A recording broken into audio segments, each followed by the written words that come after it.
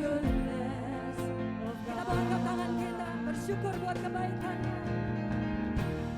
All my life you have been faithful. All my life you have been so good.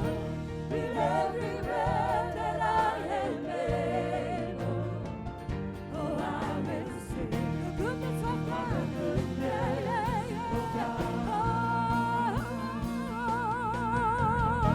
And all my life. Mari sama-sama kita ucapkan Mazmur 91. Dalam lindungan Allah. Orang yang duduk dalam lindungan yang maha tinggi dan bermalam dalam naungan yang maha kuasa akan berkata kepada Tuhan, tempat perlindunganku dan kubu pertahananku, Allahku yang kupercayai. Sungguh, dialah yang akan melepaskan engkau dari jerat penangkap burung, dari penyakit sampar yang busuk. Dengan kepaknya ia akan melindungi engkau. Di bawah sayapnya engkau akan berlindung. Kesetiaannya ialah perisai dan pagar tembok. Engkau tak usah takut terhadap kedahsyatan malam, terhadap panah yang terbang di waktu siang, terhadap penyakit sampar yang berjalan di dalam gelap, terhadap penyakit menular yang mengamuk di waktu petang. Walau 1.000 orang rebah di sisimu dan 10.000 di sebelah kananmu, tetapi itu tidak akan menimpamu. Engkau hanya menontonnya dengan matamu sendiri dan melihat pembalasan terhadap orang-orang fasik. Sebab Tuhan ialah tempat perlindunganmu, yang maha tinggi telah kau buat tempat perteduhanmu. Malapetaka tidak akan menimpa kamu, dan tulah tidak akan mendekat kepada kemahmu. Sebab malaikat-malaikatnya akan diperintahkannya kepadamu untuk menjaga engkau di segala jalanmu. Mereka akan menata engkau di atas tangannya, supaya kakimu jangan terantuk kepada batu. Singa dan ular tedung akan kau langkahi. Engkau akan menginjak anak singa dan ular naga. Sungguh, hatinya melekat kepadaku, maka aku akan meluputkannya. Aku akan membentenginya, sebab ia mengenal namaku. Bila ia berseru kepadaku, aku akan menjawab. Aku akan menyertai dia dalam kesesakan. Aku akan meluputkannya dan memuliakannya. Dengan panjang umur akan kukenyangkan dia, dan akan kuperlihatkan kepadamu keselamatan daripadaku. Amin. Bapa yang selalu mengerti isi hatiku, kemuliaan-Mu Kau janjikan. Oh, aku tetap percaya. Percaya janji-Mu ajaib, terukis dalam kehidupanku. Ku berserah. Shalom saudara, saya yakin kita semua umat Tuhan di GBI Jalan Gatot Subroto sudah menerima pesan Tuhan bahwa tahun 2022 ini adalah tahun paradigma yang baru atau the year of a new paradigm. Kali ini kita akan sama-sama membahas tentang paradigma baru dalam 7 gunung. Namun sebelum itu, mari sama-sama kita pahami arti dari paradigma itu sendiri. Paradigma menurut Kamus Besar Bahasa Indonesia berarti suatu model atau contoh yang juga berarti kerangka berpikir. Setelah kita mengetahui arti kata paradigma, pasti timbul kembali pertanyaan dari dalam diri kita. Paradigma baru di dalam hal apa sajakah yang harus terjadi di dalam kehidupan kita sebagai orang percaya? Di dalam 2 Samuel pasal 6, kita membaca bagaimana Daud membawa tabut Allah yang melambangkan kehadiran Allah ke Yerusalem. Pada saat itu, Daud mengalami berbagai peristiwa yang mengubahkan paradigmanya dalam hal penyembahan kepada Allah. Ibadah kepada Tuhan dijadikan sebagai prioritas paling utama di Israel dan kota Yerusalem, tempat tabut Tuhan berada menjadi pusat penyembahan sekaligus ibu kota Israel. Perubahan paradigma di dalam penyembahan kepada Tuhan ini dapat menjadi suatu acuan bahwa perubahan paradigma pun dapat terjadi di segala aspek kehidupan orang percaya. Apabila kita baca di awal penciptaan, Tuhan menciptakan manusia segambar dan serupa dengan Allah agar manusia dapat menguasai dan mengelola Taman Eden sambil menikmati hubungan yang intim dengan Allah. Hal ini dikenal dengan creation mandate atau mandat penciptaan. Dengan adanya mandat ini, manusia, secara khusus orang percaya, diperintahkan untuk menguasai bidang-bidang kehidupan dengan cara memberikan dampak sosial di bumi ini. Lalu, pada bidang apa sajakah kita perlu memberikan dampak? Sekitar tahun 1975, Dr. Bill Bright, pendiri dari gerakan kampus Crusade for Christ, dan Loren Cunningham, pendiri dari Youth with a Mission, mendapat pewahyuan dari Tuhan tentang bidang-bidang yang perlu diberi dampak oleh orang-orang percaya, yang dikenal dengan istilah The Seven Mountains of Influence atau 7 gunung pengaruh. Bidang-bidang ini adalah arts and entertainment, business, church, development of the poor, education, family, dan government. Apakah ada kaitannya antara Daud membawa tabut perjanjian Allah ke Yerusalem dengan ketujuh gunung tersebut? Jawabannya adalah ada. Saudara terkasih, pada saat Daud membawa tabut perjanjian Allah ke Yerusalem, selain merestorasi bentuk penyembahan kepada Tuhan, Daud juga memperbarui bidang-bidang kehidupan lain, yaitu 7 bidang kehidupan tersebut. Dalam Yesaya 43 ayat 18, Tuhan berfirman agar umatnya tidak lagi mengingat hal-hal yang dulu, termasuk kesuksesan yang pernah diraih sebelumnya. Mengapa? Karena Tuhan akan memberikan hal-hal yang baru bagi umatnya, yaitu suatu kerangka berpikir baru agar umatnya dapat memberikan dampak di dalam dunia ini. Jadi, bagaimanakah caranya agar kerangka berpikir baru atau paradigma baru ini dapat memberikan dampak bagi 7 gunung ini? Di dalam Kisah Para Rasul 6 ayat 1 sampai dengan 7 dituliskan mengenai Stefanus, satu dari 7 orang yang dipilih oleh para rasul untuk melayani orang miskin, seorang yang penuh roh dan hikmat. Stefanus tidak dipilih untuk mengajarkan firman atau memberitakan Injil, tetapi Tuhan memakai Stefanus secara luar biasa saat dia melayani orang-orang miskin itu. Dari kisah Stefanus, kita pelajari bahwa kita dapat membuat suatu restorasi dalam bidang di mana kita ditempatkan. Saat kita berjalan dalam kuasa Roh Kudus. Dengan kuasanya, sama seperti Daud membawa tabut Allah ke Yerusalem, kita juga dipakai untuk membawa hadirat Allah dalam setiap bidang kehidupan yang kita geluti. Artinya, kita menghadirkan doa, pujian, penyembahan, dan mengimpartasikan nilai kerajaan Allah atau membawa otoritas yang disertai hikmat ilahi di marketplace. Di era Pentakosta ketiga saat ini, kita percaya bahwa Roh Kudus sedang dicurahkan secara luar biasa bagi anak-anak Tuhan menjelang kedatangan Kristus yang kedua kali. Oleh sebab itu, kita percaya bahwa pemberdayaan ilahi ini bukan saja akan mempengaruhi gereja Tuhan secara khusus, tapi juga akan membawa pengaruh bagi dunia secara umum. Tuhan Yesus dalam amanat agungnya memanggil setiap orang percaya untuk menjadikan semua bangsa murid-Nya. Artinya, kita dipanggil untuk membawa hadirat Tuhan dan membawa perubahan dan pengaruh di dalam pekerjaan, keluarga, tempat pendidikan, media, dunia seni dan hiburan, pelayanan pada kaum marginal, bahkan dalam pemerintahan negara kita. Kita harus yakin bahwa melalui pemberdayaan Roh Kudus, kita diperlengkapi dan dimampukan untuk membawa perubahan, pengaruh, dan dampak di ketujuh aspek tersebut. Dengan demikian, terjadilah suatu perubahan paradigma yang akan membawa jiwa-jiwa untuk semakin mengenal pribadi Kristus. Kita percaya bahwa inilah kerinduan Tuhan, yaitu supaya kerajaannya menjadi nyata di dunia ini. Sekarang pertanyaannya, sudah siapkah kita menjadi agen perubahan paradigma baru? Untuk artikel lengkapnya dari tim teologi kami, silakan klik link yang ada di atas atau scan QR Code yang tersedia. Tuhan Yesus memberkati.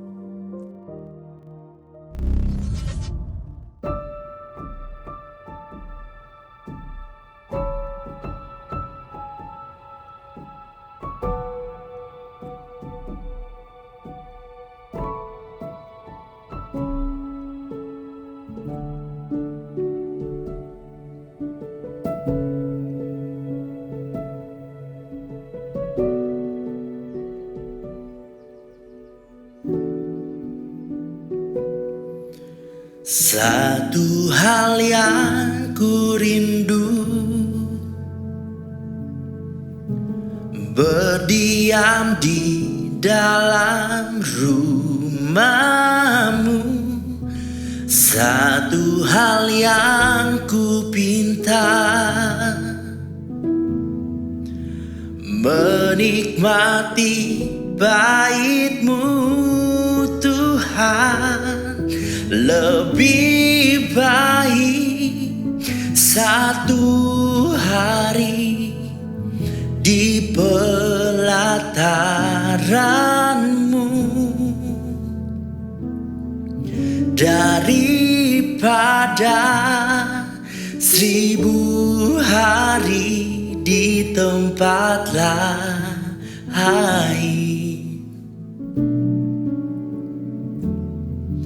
Memujimu, menyembahmu,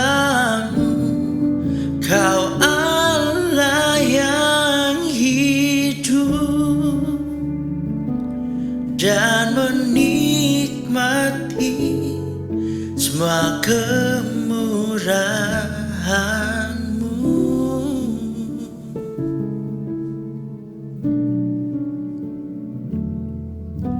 Satu hal yang ku rindu, berdiam di dalam rumah-Mu. Satu hal yang ku pinta,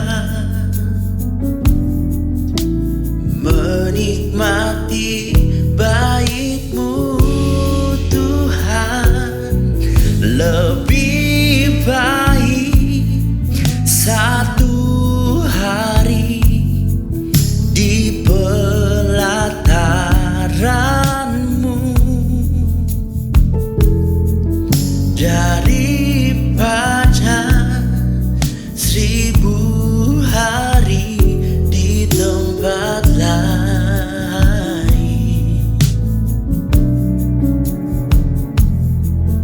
Memujimu, menyembahmu, Kau Allah yang hidup, dan menikmati semua kemurahan-Mu.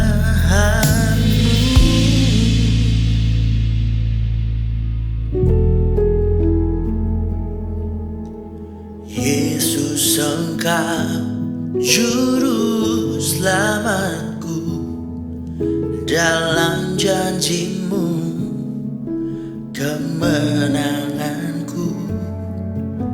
Selamanya kan ku nyatakan besar setia-Mu Tuhan di hidupku.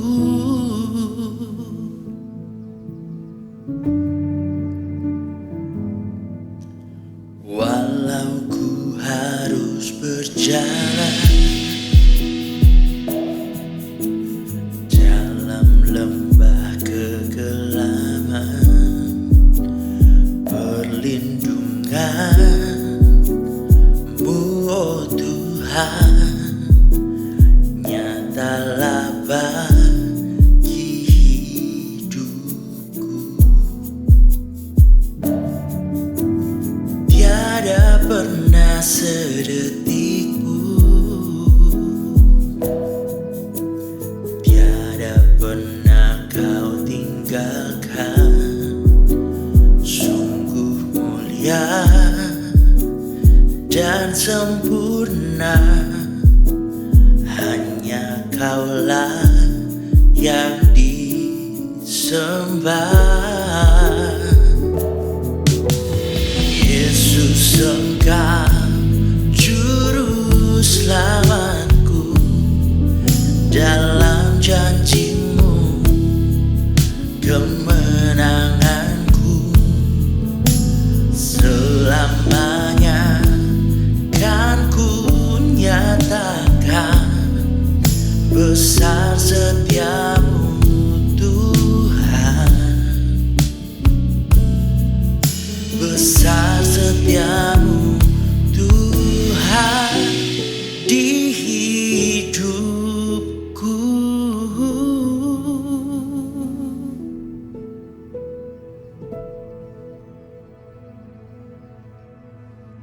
Ya, mari kita berdoa untuk firman Tuhan. Bapa di sorga, kami bersyukur kami masih diberi kesempatan untuk bisa mendengar firman Tuhan dalam situasi apapun. Kami percaya Tuhan tidak pernah meninggalkan kami. Engkau tetap Tuhan, Tuhan yang ada di atas tahtanya, dan selama Engkau ada di tahtanya kami aman. Nah, kami percaya Tuhan, hidup kami tersembunyi di dalam kekuatan kasih dan kuasa Tuhan.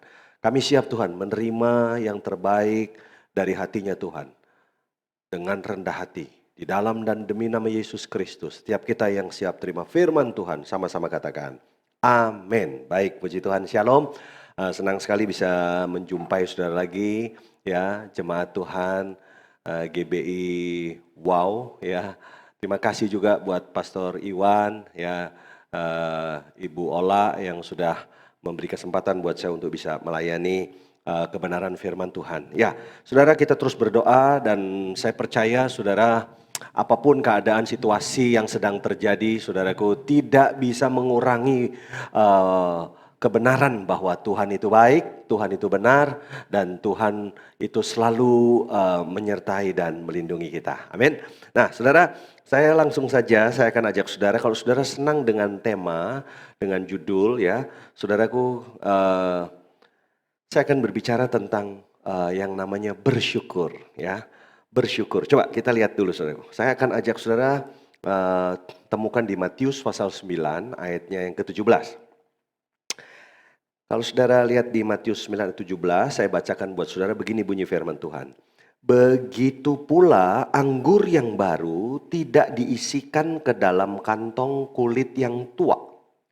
Karena jika demikian kantong itu akan koyak sehingga anggur itu terbuang dan kantong itu pun hancur. Tetapi anggur yang baru disimpan orang dalam kantong yang baru pula.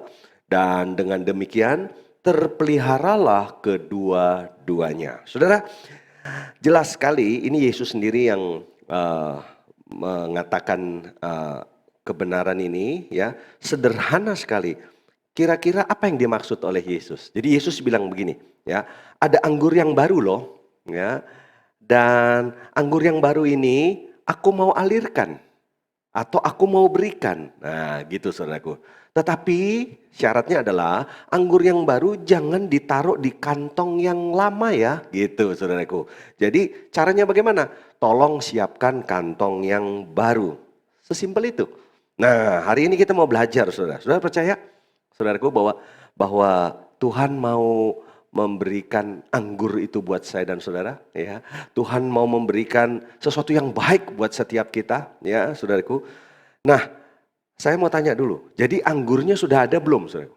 Waktu Yesus dia bilang anggur yang baru itu harus ditaruh di kirbat yang baru. Jadi anggurnya udah ada belum? Sudah ada. Saya mau tanya sama saudara. Kira-kira Tuhan mau memberkati kita, ya? Berkatnya sudah ada belum? Wah, sudah ada. Nah, anggurnya sudah ada. Nah, tinggal masalahnya begini. Kantong yang barunya ada enggak? Gitu, kirbatnya yang baru itu sudah tersedia atau belum? Nah, hari ini saudaraku, saya akan sampaikan dengan antusias, ya, bahwa tahun 2022, apapun pendapat orang, saudaraku, apapun keadaannya, saya percaya satu hal ini, saudaraku, bahwa ada anggur baru yang Tuhan sudah siapkan, dan anggur yang baru itu Tuhan mau alirkan buat saya dan saudara. Yang setuju katakan amin, saudaraku, ya. Nah, sekarang masalahnya, apa yang dimaksud dengan anggur baru? Anggur baru ini bicara tentang apa? Oh, kalau saudara baca di Alkitab, saudaraku, maka yang paling simpel, saudaraku, masih ingat saudara peristiwa pernikahan di Kana, saudaraku, ya, di mana pada waktu itu, saudaraku, mereka kehabisan atau kekurangan air anggur, saudaraku, ya.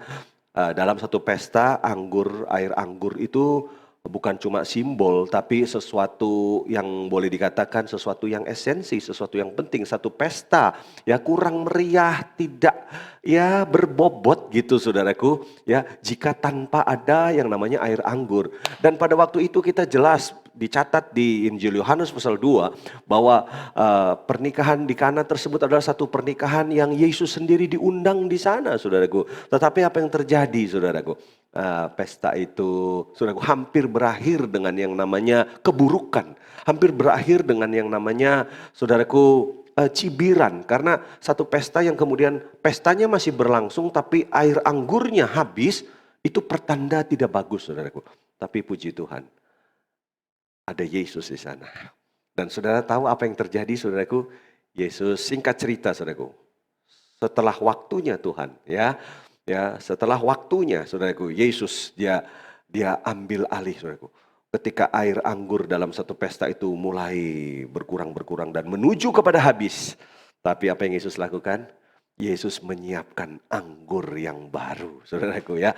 Ada mujizat yang dilakukan ya. Bagaimana Yesus mengubah air biasa menjadi air anggur ya, yang fresh, yang segar ya, saudaraku ya. Jadi bicara tentang apa nih anggur? Anggur bicara yang pertama, bicara tentang sukacita. Saudara setuju? Ya. Anggur juga bicara tentang apa, saudaraku? Ya, bicara tentang berkat Tuhan ya. Anggur bicara juga tentang apa, saudaraku? Saudara setuju anggur berbicara tentang hal-hal yang berkualitas? Karena satu pesta pernikahan tanpa adanya air anggur yang tidak berkualitas, saudara. Bukankah di kehidupan kita juga memerlukan air anggur, saudaraku? Kita memerlukan, saudaraku, berkat-berkat dari Tuhan. Kita memerlukan joy dari Tuhan. Amin, saudaraku. Nah, persoalannya, prinsipnya gini. Kantongnya udah siap belum? Kirbatnya yang baru udah ada apa belum? Nah, sekarang kita udah tahu. Jadi anggurnya sudah ada ya, berkatnya sudah ada. Percaya, 2022 ini jadi tahun terbaik, saudaraku. Ya, karena saya percaya Tuhan itu Tuhan yang dia berkata bahwa tidak ada yang tidak baik di dalam dirinya, saudaraku. Ya, Tuhan berkata bahwa masa depan kita adalah masa depan yang penuh dengan pengharapan, saudaraku. Kenapa? Tuhan ya selalu ingin menyatakan, saudaraku, hal-hal yang terbaik buat hidup saya dan saudara. Nah, apa yang Tuhan mau berikan kepada kita, saudaraku? Bukan cuma sukacita, bukan cuma berkat, saudaraku. Tapi ada hal-hal, saudaraku, yang Tuhan mau berikan yang melampaui apa yang kita pikirkan, apa yang kita doakan. Nah, sekarang persoalannya kirbatnya sudah ada belum? Nah, sekarang apa yang dimaksud dengan kirbat, saudaraku? Apa yang dimaksud dengan kantong tadi? Nah, saya mau kasih sesuatu yang sederhana saat ini, saudaraku. Ya, ada satu sikap kecil yang kita perlu persiapkan untuk kita mengalami terobosan. Saudara mau 2022 ini, saudara bisa mewujudkan ya the best version of you ya, itu terbangun ya di 2022 ini. Ada satu sikap kecil. Apa itu, saudaraku? Ini yang saya maksud, saudaraku. Ya, paradigma simple, yaitu apa? Mental. Ya. Ini yang saya maksud dengan kirbat ya. Yang baru itu namanya apa? Mental atau sikap gitu, saudaraku. Ya, anggurnya udah ada, tapi kalau mentalnya, kalau sikapnya salah, saudaraku, berkat yang mau dicurahkan itu akan tertumpah, saudaraku. Saya sedih, saudaraku, melihat ada banyak orang Kristen bukan Tuhan nggak pernah memberkati, tetapi berapa banyak orang ya akhirnya berkat itu tertumpah, saudaraku. Berkat itu terbuang karena apa? Mentalnya nggak benar, sikapnya nggak benar. Jadi penting sekali kita punya mental yang benar. Kalau ada dua petarung, taruhlah petarung tinju gitu, saudaraku. Kalau mereka sama-sama kuat, ya, sama-sama hebat gitu, saudaraku ya. Nah, faktor apa yang menentukan sebuah kemenangan dari dua orang yang nyaris sama kuat itu? Satu, mental. Itulah kantong, saudaraku, yang harus disiapkan. Mental apa yang mesti disiapkan? Yuk kita langsung masuk aja di Mazmur pasal 100 ayatnya yang keempat. Dibilang begini, Mazmur 100 ayat 4. Masuklah melalui pintu gerbangnya dengan nyanyian syukur, ke dalam pelatarannya dengan puji-pujian. Bersyukurlah kepadanya dan pujilah namanya. Ya, saudara, kalau saudara belajar yang namanya Tabernacle of Moses, saudaraku, ya, maka langsung aja Tabernacle Musa kita ngerti kan, ada yang namanya halaman, ada yang namanya ruangan kudus, ada yang namanya ruangan maha kudus. Nah, saudara ngerti, saudaraku, bahwa langkah atau bagian depan ya daripada Tabernacle of Moses ya, di langkah awal itu ada yang namanya door Ada yang namanya pintu, saudaraku. Ini yang dimaksud oleh Mazmur tadi. Masuklah melalui pintu gerbangnya, ya. Jadi ada satu lagu tuh di masa lalu tuh dibilang apa tuh? Masuk hadiratnya dengan hati bersyukur, memuji dia. Memuji dia. Nah, itu ada pintunya. Pintunya namanya apa? Masuk gerbangnya. Pintunya ada gerbang ya. Nah, ternyata gerbangnya itu bernama apa? Nyanyian syukur. Ya, nyanyian syukur, saudaraku. Pintu itu bernama mengucap syukur. Gerbang itu bernama pengucapan syukur. Maka adalah tidak mungkin kita masuk ke ruangan-ruangan yang lebih dalam. Kita tidak mungkin masuk ke ruangan Maha Kudus tanpa melewati pintu lebih dulu. Kecuali maling. Nah, itu sebabnya saudara, hari ini mari siapkan. Simple sekali. Mau lihat 2022 jadi tahun terbaik? Jangan kurang-kurang say thank you sama Tuhan. Ya, bilang terima kasih Tuhan. Terima kasih Tuhan. Terima kasih Tuhan. Nah, ini salah satu sikap tadi. Ini salah satu mental untuk terima terobosan. Ya. Gimana? Hari ini saudara dengar, semua kita tahu, saudaraku. Ya, Omikron lagi. Waduh, saudara. Udah sedikit terhibur, agak turun tapi ada lagi. Ya, sepertinya kayak aduh, tarik napas juga. Menurut saya jangan. Menurut saya masa bodoh. Mau terjadi seperti apapun, toh saudara nggak bisa buat apa-apa kan. Yang saudara bisa lakukan apa? Ini, bersyukur. Bersyukur. Ada hal-hal yang dapat kita kendalikan, ada hal-hal yang tidak dapat kita kontrol. Nah, yang kita bisa kontrol apa saudaraku? Kita putuskan. Saya mau mengucap syukur. Wah, ternyata tahu nggak itu apa ya? Itu sebuah mental, saudaraku ya, sebuah terobosan pintu yang akan membawa saudara kepada hal-hal hebat ke depan. Ya, jadi saya mau katakan, saudaraku, pesan yang saya mau sampaikan ini simple, tapi kadar terobosannya tinggi, gitu ya, saudara. Tahu nggak? Lawan dari bersyukur itu apa? Lawan dari bersyukur. Ya, lawan dari bersyukur adalah bersungut-sungut atau mengeluh ya. Orang Jawa bilang mecucu ya. Pernah lihat orang monyong? Nah, mecucu gitu saudaraku. Nah, itu orang bersungut-sungut. Ya, pernah lihat orang bersungut-sungut ya? Orang bersungut-sungut tuh mukanya udah kayak nggak jelas, saudaraku. Seperti menyimpan, kayaknya tuh menyimpan apa ya? Menyimpan sebuah ledakan yang ada di dalam, yang seolah-olah mau gini loh, kenapa sih begini? Kenapa sih aku ngalami ini? Kenapa seperti ini? Gitu saudaraku. Saya mau kasih tahu ya, orang yang tidak tahu bersyukur atau orang yang bersungut-sungut ya, orang yang mengeluh, satu, orang itu belum tentu benar. Kedua, orang itu keras kepala. Ketiga, mengeluh itu tanda sikap batin yang tidak sehat. Keempat, mengeluh tidak mengubah apapun. Jadi saudara nggak bikin muka saudara juga jadi bagus. Ya.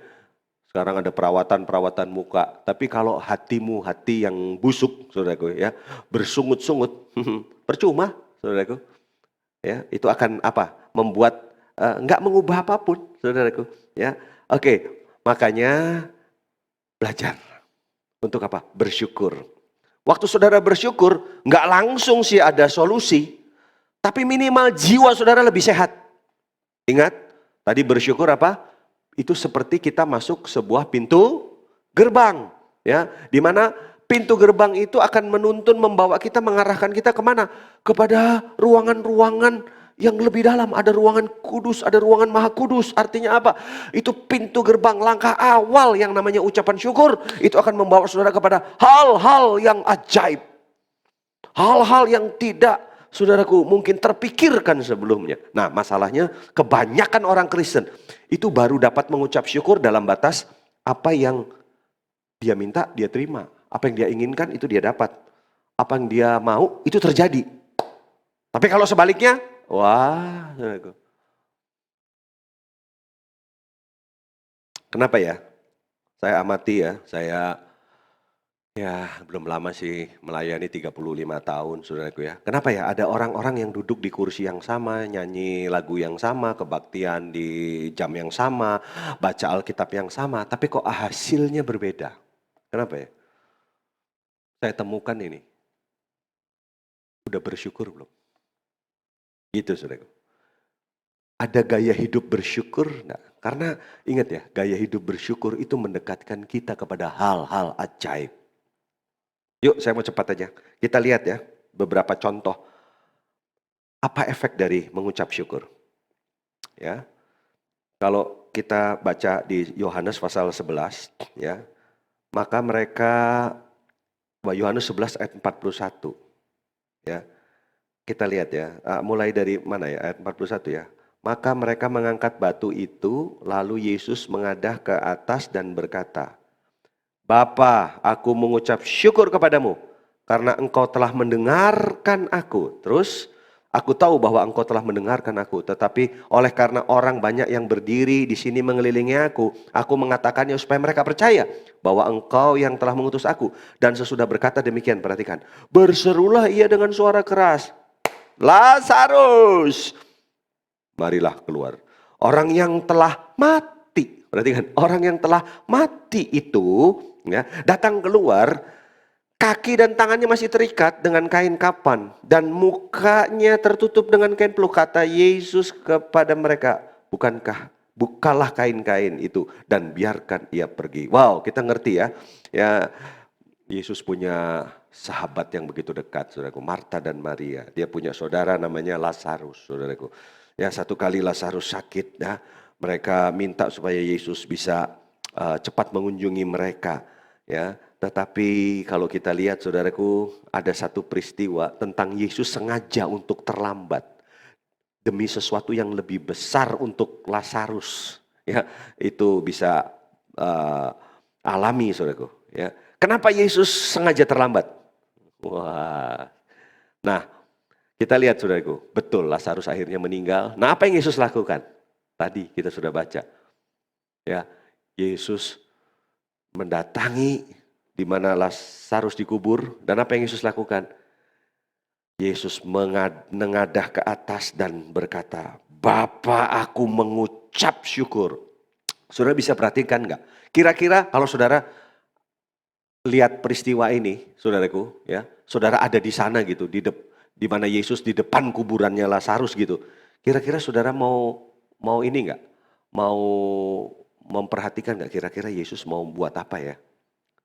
Kira-kira saudara mau menilai enggak kira-kira Yesus mau lakukan apa ya? Satu-satunya aktivitas rohani yang Yesus lakukan di saat ekstrim problem. Saya ulang, satu-satunya aktivitas rohani yang Yesus lakukan di saat ekstrim problem. Bukan doa puasa, bukan menengking, bukan bahasa roh. Tapi apa? Mengucap syukur. Udah deh, saudaraku. Makanya susah ngomong ya. Kalau saudara disekelilingi oleh orang-orang yang nggak tahu ngucap syukur ya, mukanya ditekuk terus, saudaraku, ya berdoa saja supaya saudara bisa menang, ya, tidak dipengaruhi dan saudara bisa menang bahkan dengan diri saudara sendiri yang melihat kemustahilan yang ada di depan. Belajar dari Yesus, apa yang Yesus lakukan, saudaraku? Lalu Yesus mengadah ke atas dan berkata, Bapa, aku mengucap syukur. Dimulai dengan yang namanya ucapan syukur. Padahal lihat, belum bangkit loh, masih di dalam kubur. Maka bersyukur itu menunjukkan imannya kita. Dan saudara tahu apa yang terjadi? Ya betul, akhirnya apa? Lazarus bangkit, saudara. Mungkin saudara nggak sedang menghadapi peristiwa yang betul-betul seperti ini. Tapi apa? Kalau orang mati saja dibangkitkan pada waktu itu, Lazarus saja dibangkitkan. Apa yang mati? Apa yang mati? Mungkin apa? Saya nggak tahu. Kesehatan saudara menurun, omset saudara menurun, ya kan? Keadaan seperti sekarang nih, saudaraku, ya, seperti ini yang bisa membuat, coba belajar ngucap syukur. Belajar ngucap syukur. Bilang sama Tuhan, aku mengucap syukur. Nanti lihat, saudara. Ya, wow. Saudara setuju nggak bahwa Tuhan itu yang pegang kendali di atas muka bumi. Apapun, Tuhan yang pegang kendali. Ya, jadi itu contoh ekstrim problem yang pertama. Sekarang contoh ekstrim problem yang kedua. Ya, lihat, lagi-lagi satu-satunya aktivitas rohani sebelum mujizat terjadi. Ya, kalau saya berdoa supaya kita punya sikap batin seperti ini, saudaraku. Ya, coba kita lihat. Baru saja, saudaraku, ya, Yesus bersama dengan banyak orang. Ya, kalau saudara lihat di Yohanes pasal 6 ayat 8, seorang dari murid-muridnya yaitu Andreas, saudara Simon, Petrus berkata kepadanya, di sini ada seorang anak yang mempunyai 5 roti jelai dan 2 ikan. Tetapi apakah artinya itu untuk orang sebanyak ini? Kata Yesus, suruhlah orang-orang itu duduk. Adapun di tempat itu banyak rumput, maka duduklah orang-orang itu kira-kira 5.000 laki-laki banyaknya. Wow, jadi kita ngerti ya. Yesus menyuruh murid-muridnya memberi makan orang-orang yang pada waktu itu, saudaraku, datang mendengar pengajaran Yesus, saudaraku. Yesus bilang, kasih mereka makan. Panik mereka, saudaraku. Karena bagaimana mungkin? Tapi di sini Yesus mau ngajarin kita sesuatu, saudaraku. Ya, lalu dijumpai ada satu anak ya, yang kemudian mempunyai 5 roti dan 2 ikan. Memang tetap nggak masuk akal, saudaraku. Bagaimana caranya, saudaraku, memberi makan 5.000 orang? Jangankan 5.000 orang, memberi dari 5 roti dan 2 ikan, buat 12 orang aja kalau dipotong kecil-kecil bisa bunuh-bunuhan, saudaraku. Bisa berantem, saudara. Apalagi 5.000 orang, saudaraku. Tapi lihat apa yang Yesus lakukan. Ya, Yesus bilang begini, lalu Yesus mengambil roti itu, mengucap syukur. Sekali lagi apa yang dilakukan? Berdoa, bukan, mengucap syukur dan membagi-bagikannya kepada mereka yang duduk di situ. Demikian juga dibuatnya dengan ikan-ikan itu sebanyak yang mereka kehendaki. Dan setelah mereka kenyang, ia berkata kepada murid-muridnya, kumpulkanlah potongan yang lebih supaya tidak ada yang terbuang. Maka mereka pun mengumpulkan dan mengisi 12 bakul penuh dengan potongan-potongan dari kelima roti jelai yang lebih setelah orang makan. Wah, lihat saudaraku. Pelajaran apa coba? Sekali lagi, bukankah ini peristiwa ekstrim? Sekali lagi, aktivitas apa yang Yesus lakukan? Yesus mengucap syukur. Yuk, mari ekspresikan di saat-saat seperti ini. Saya nggak tahu apapun yang akan terjadi ke depan, saya juga nggak ngerti, saudaraku. Tapi ekspresikan. Melalui apa? Ya, kita belajar dari sini. Yesus ngucap syukur. Ya udah, kita ngucap syukur.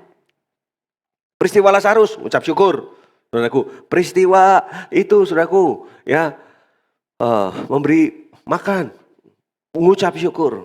Paulus dia bilang apa? Filipi 4 ayat 6. Jangan hendaknya kamu khawatir tentang apapun juga, tetapi nyatakanlah dalam segala hal keinginanmu kepada Allah dalam doa dan permohonan dengan apa? Ucapan syukur. Pernah nggak, saudaraku? Dalam doa tuh terima kasih, terima kasih, terima kasih. Seperti Yesus berkata, terima kasih. Ya Bapa, Engkau sudah mendengar aku dan selalu mendengar aku. Ingat, jangan lupa aktivitas. Ya, penutupnya selalu berkata, terima kasih Tuhan. Aktivitas pertamanya apa? Mengucap syukur. Aktivitas terakhirnya apa? Terima kasih Tuhan. Wow. Yuk, terakhir coba kita lihat contoh ekstrim yang ketiga. Ya, kita ngerti ya orang ekstrim, orang kusta itu, saudaraku, ya orang yang termarginalisasi, ya, penderitaannya double, saudaraku, ya, tidak boleh dipisahkan dari masyarakat, saudaraku, dan, saudara, hak-haknya diambil, saudara. Kalau kita lihat di Lukas pasal 17, saya cepat aja, ada 10 orang kusta. Dan berapa yang disembuhkan dari 10 orang kusta? 10-10-nya disembuhkan. Tapi persoalannya, berapa orang yang datang kepada Yesus, saudaraku? Cuma 1. Nah, 1 orang ini ngapain, saudaraku? 1 orang ini datang tersungkur di depan kaki Yesus dan mengucap syukur. Setelah dia mengucap syukur, Yesus bilang begini, bukankah ke-10 orang tadi semuanya telah menjadi tahir? Di manakah yang 9 orang itu? Tidak adakah di antara mereka yang kembali untuk memuliakan aku selain kepada orang asing ini? Lalu Yesus berkata, nih dengar ya, Yesus bilang begini sama orang yang 1 ini yang mengucap syukur ini. Berdirilah dan pergilah, imanmu telah menyelamatkan engkau. Bahasa lainnya begini, Berdirilah sebab imanmu telah membuat kamu utuh. Kita tahu kusta itu membuat daging ini tercabik-cabik, saudaraku. Ya, terpotong-potong tubuh ini. Ya. Tapi waktu orang ini mengucap syukur, lihat, utuh kembali. Halo, bisa ngerti? Sisi ini jarang dibahas kan? Utuh kembali. Jaringan tubuh yang tadinya rusak. Orang kusta itu kalau pernah lihat orang kusta kan? Ya, ada jari tangannya pendek, kecil, kepotong. Saudaraku. Lama-lama habis tinggal. Tapi waktu dia, wow, imanmu, wah, keren itu saudaraku. Dia bilang, berdirilah, pergilah, imanmu telah menyelamatkan engkau. Jadi waktu dia beriman, saudaraku, dia ngucap syukur, terjemahannya membuat utuh. Waduh, saudaraku. Saudara mau alami terobosan? Ada yang sudah hancur, mau dibuat utuh kembali, belajar ngucap syukur. Ucap syukur atas pasanganmu, ya, atas suamimu, atas istrimu, atas anakmu, nanti utuh kembali. Nah, kalau ngucap syukur aja enggak, saudaraku. Ya gimana, saudaraku? Ya, belajar, ada kekuatan, ada kuasa. Kalau mereka alami terobosan melalui ucapan syukur, bisa terjadi hal yang sama enggak sama kita? Atau pilihannya sederhana, ngucap syukur akan mendekatkan kita dengan terobosan, atau keluhan akan menjauhkan kita dari terobosan. Nah, saudara pilih yang mana? Mari belajar ucapan syukur. Terima kasih, terima kasih. Saya sudah dan saya sudah menerima yang terbaik dari Tuhan. Ya, Tuhan sanggup melakukan itu bagi kita. Apapun yang sedang terjadi di hidup kita, bersyukur. Jadi sekali lagi, mengucap syukur itu membuat kita terhubung dengan apapun yang sedang Tuhan kerjakan. Apapun yang Tuhan sedang katakan. Apapun yang Tuhan sedang lakukan. Jadi ingat ya, mengucap syukur membuat kita terhubung dengan apa yang Tuhan sedang katakan, sedang lakukan, saudaraku. Dan yang akan Tuhan lakukan, itu dia akan menghubungkan. Justru, saudaraku, sebaliknya. Yang membatalkan doa kita apa? Tidak tahu mengucap syukur. Saya selesai. Mau nggak kita belajar, saudaraku? Kita bilang, Tuhan, terima kasih. Kau mengucap syukur dengan semua yang terjadi, apapun. Mungkin nggak nyaman itu buat saudara. Ya, Lazarus belum bangkit loh. Belum bangkit. Makanan itu masih 5 roti 2. Modalnya masih sama. Belum ada cuan, belum. Tapi udah begini. Syukur ku naikkan padamu. Wah, bisa nggak saudaraku? Syukur. Waduh. Saudaraku, si kusta ini saudaraku bisa. Dia bersyukur. Dan firman Tuhan bilang, itu yang membuat kamu jadi utuh. Wow. Yuk kita tunduk kepala, kita berdoa. Bapak terima kasih diberi kesempatan masih Tuhan untuk kami mendengar firman-Mu. Dan kami sedang belajar satu prinsip kerajaan Allah yang powerful. Di situasi ekstrim sekalipun, ternyata ini yang kami belajar dari Tuhan.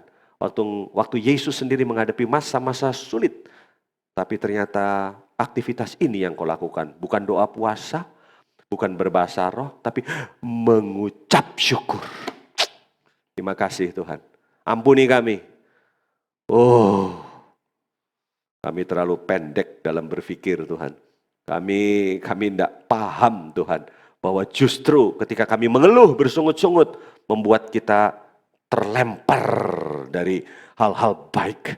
Justru waktu kami mengucap syukur, mendekatkan kami dengan apa yang Engkau sedang lakukan. Apa yang sorga sedang rancangkan.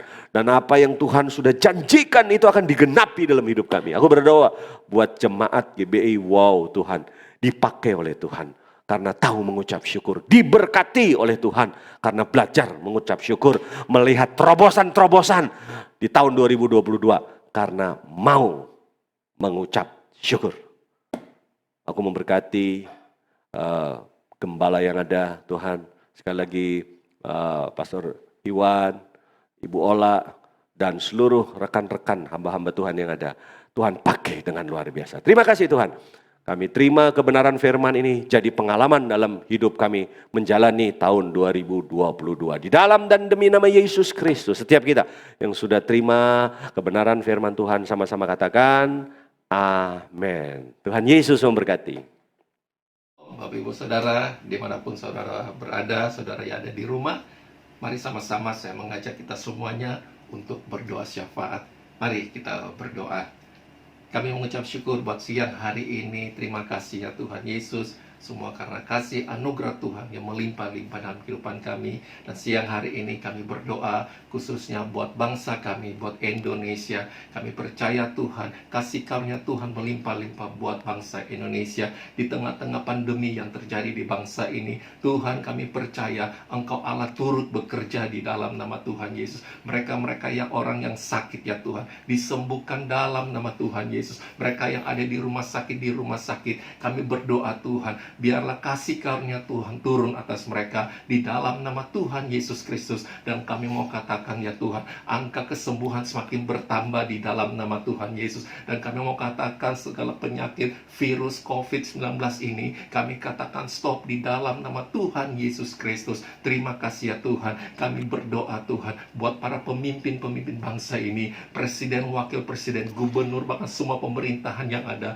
Biarlah mereka memimpin bangsa Indonesia dengan hikmat yang daripada Tuhan. Tuhan, kami minta hikmat-Mu tercurah untuk para pemimpin-pemimpin kami, sehingga mereka memimpin bangsa ini di tengah-tengah situasi pandemi yang terjadi di bangsa ini. Biarlah mereka memimpin dengan hikmat-Mu ya Tuhan Yesus, sehingga bangsa Indonesia bisa terlepas dalam segala keadaan yang terjadi saat ini. Terima kasih ya Tuhan Yesus. Kami ucapkan berkat buat bangsa Indonesia. Kami lepaskan berkat buat bangsa Indonesia di dalam nama Tuhan Yesus Kristus. Khususnya Tuhan yang ada di daerah khusus ibu kota Jakarta, kami percaya Tuhan, kasih karunia Tuhan melimpah-limpah buat Jakarta. Diberkatilah penduduk-penduduk yang ada di Jakarta dengan kesehatan dan kekuatan yang daripada Tuhan. Terima kasih ya Tuhan Yesus. Kami berdoa untuk setiap para tim medis, para dokter, perawat dimanapun mereka berada. Tuhan, berikan mereka kekuatan yang baru, dan kami percaya perlindungan Tuhan ada atas mereka. Terima kasih ya Tuhan Yesus. Dan kami berdoa buat jemaat Tuhan dimanapun mereka berada. Tuhan, Engkau Allah yang selalu setia, Engkau Bapa yang selalu ada bersama dengan kami. Kami percaya Tuhan, kami aman dalam perlindungan tangan Tuhan. Kami ada di dalam kepak sayap-Mu ya Tuhan. Engkau yang terus melindungi kami. Kami percaya Tuhan, tangan Tuhan menyertai setiap kehidupan kami. Tangan Tuhan terus memberkati kami. Di dalam nama Tuhan Yesus, kami berdoa Tuhan, jemaat Tuhan, biarlah mereka mendapat satu kekuatan yang baru. Diberkatilah pekerjaan mereka, diberkatilah segala usaha bisnis mereka, diberkatilah keluarga demi keluarga, anak-anak diberkati di dalam nama Tuhan Yesus. Terima kasih ya Tuhan Yesus. Kami berdoa buat setiap gereja-gereja Tuhan, biarlah semakin bersatu. Para pemimpin-pemimpin gereja, biarlah mereka semakin bersatu di dalam nama Tuhan Yesus. Terima kasih ya Tuhan. Terima kasih Bapa, biarlah Tuhan gereja-gereja menjadi dampak, menjadi berkat buat bangsa ini ya Tuhan. Terima kasih Bapa, kami mengucap syukur, kami percaya Tuhan, tangan Tuhan menyertai, bahkan memberkati kami melimpah-limpah. Terima kasih Tuhan Yesus, kami mengucap syukur, hanya di dalam nama Tuhan Yesus kami berdoa. Haleluya, amin. Shalom Ibu Bapak terkasih dalam Tuhan Yesus Kristus. Baru saja kita sudah mendengarkan firman yang sudah disampaikan oleh Bapak Pendeta Nathanael Makarawung. Dan saya percaya firman itu tidak akan kembali dengan sia-sia. Dan firman itu begitu menguatkan kita semuanya. Terima kasih Pak Nathanael kalau sudah bersedia mengisi ibadah online wow kita. Terima kasih Pak. Tiba saatnya kita akan berpisah, tapi sebelumnya kita akan berdoa. Mari kita tundukkan kepala. Bapa dalam surga, terima kasih hari ini, hari yang indah, hari yang baik buat kami semuanya yang sudah mendengarkan firman yang sudah disampaikan oleh Bapak Pendeta Nathanael Makarawung. Terima kasih firman itu, kami percaya Tuhan sudah menguatkan kita semuanya, memberkati kita semuanya. Pada kesempatan ini hamba berdoa untuk Pak Nathanael. Tuhan, kiranya Engkau terus sertai dia di dalam perjalanan hidupnya. Engkau yang mencukupkan segala keperluannya. Engkau berikan dia kesehatan, kekuatan, damai sejahtera, sukacita menyertai dia. Terima kasih Tuhan.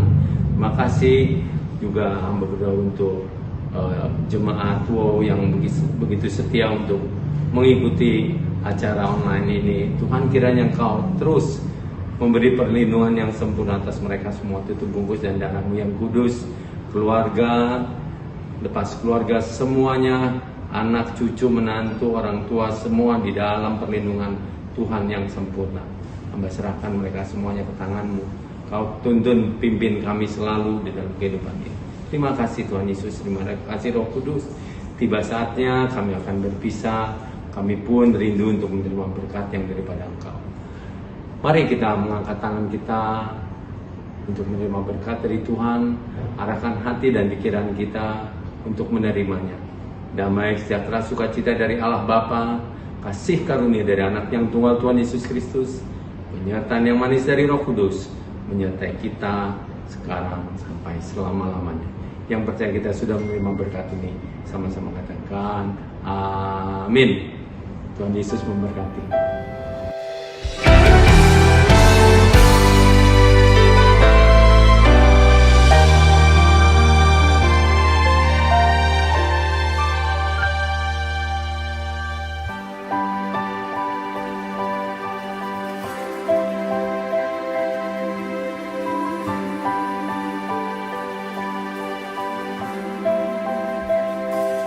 Kau Tuhan penolong